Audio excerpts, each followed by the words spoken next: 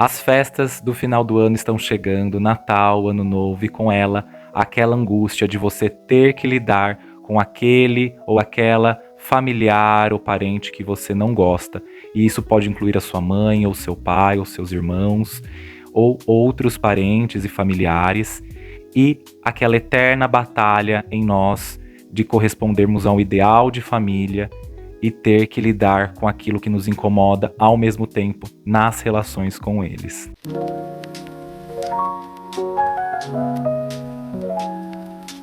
Se há um lugar que é um grande produtor das nossas profundas neuroses, das nossas profundas patologias, com certeza este lugar é o nosso núcleo familiar.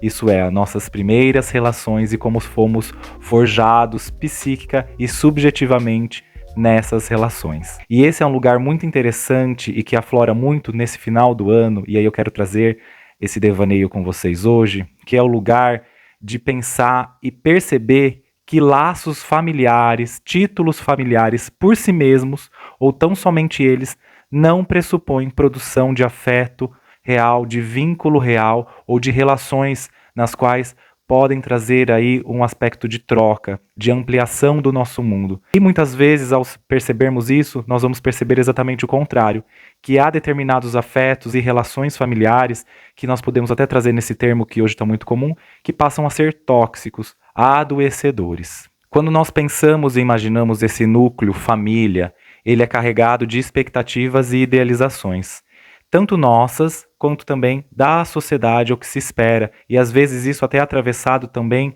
de uma ideia religiosa, moralizante sobre a família, né? Quase também nesse lugar hierárquico, o pai, a mãe, os filhos, enfim, todo esse lugar que é e vai sendo idealizado. E corresponder entre o real e o idealizado em nós é sempre uma angústia, é sempre algo ambivalente, é sempre algo que também pode produzir um grande conflito em nós, por tentarmos correspondermos a isso, a esse ideal. Então é minha mãe, é meu pai, é meu irmão, enfim, é minha avó, meu avô, então eu preciso amá-los incondicionalmente. Não importa o que eles fazem comigo ou o que eu faço com eles, essa relação sempre vai ter um grande pano de fundo que é esse amor incondicional. E por esse amor e ter que responder a esse amor incondicional, eu sempre vou ter que perdoar, eu vou sempre ter que aceitar determinadas coisas, falas, palavras, atravessamentos, e tudo isso é muito angustiante de ter que lidar. E eu quero anunciar aqui para você que você também não precisa ter que lidar com nada disso, que você também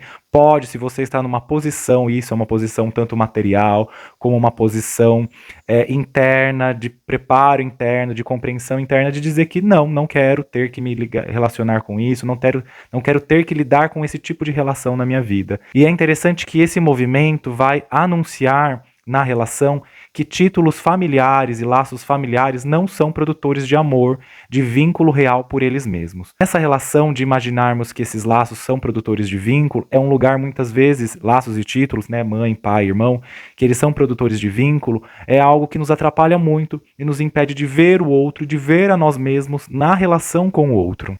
E entre nós e o outro existe aquilo que nós chamamos de um abismo. Entre uma subjetividade e outra subjetividade há um abismo que, para ser rompido ou atravessado, olha que interessante, atravessado, nós precisamos o quê? A construção de uma ponte, que é uma relação, que é um vínculo. E isso é construído na troca, no dia a dia, nas relações. E quando nós percebemos que não há uma ponte, há uma forçação, vamos falar assim, há uma forçação de barra, por atravessar esse abismo, a gente vai estranhar. Nós vamos perceber que, opa, que estranho esse eu te amo. Como assim eu te amo agora, né? Como assim você agora me ama? Qual que é esse lugar? O que você está pensando? Porque a gente estranha realmente esse lugar de trazer um estranhamento frente àquilo que não foi construído antes. E uma relação, seja ela qualquer for, isso de amizade também, ela necessita desse atravessar, dessa construção de uma ponte para que ela exista. Claro que pontes também podem ser demolidas, destruídas, porque isso não se sustentou, não estava mais tendo troca, não estava mais tendo passagem, ela não tinha mais sentido de existir.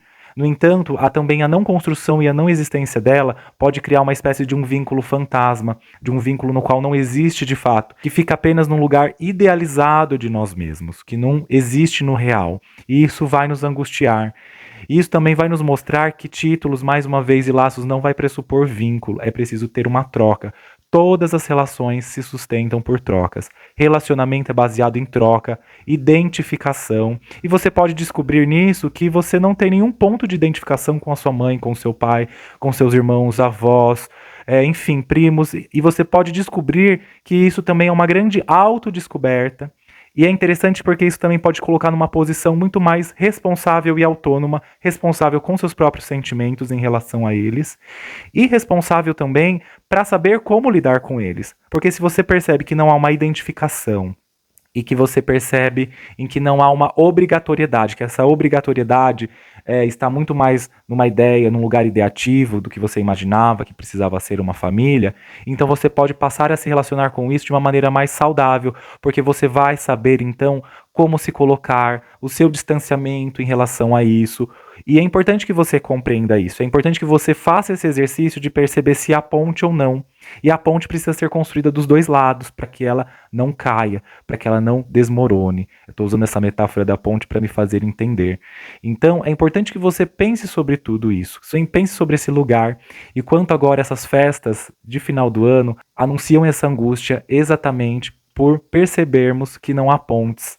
Há muitas travessias não feitas, há muitos abismos não superados.